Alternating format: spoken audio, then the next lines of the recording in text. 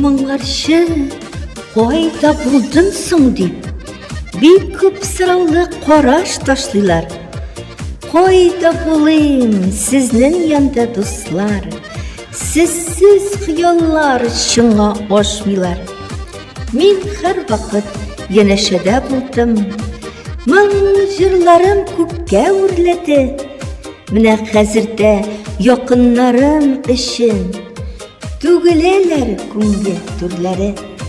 Булачакта ук җырлы, моңлы булып, шигъри хисләр туды һәр даим. Бәлки әле бераз кыйрак булсам, күкләр яңгырар иде мөгаен. Мин бик тыйнак авыл баласыга, үз эшеннән киләрне.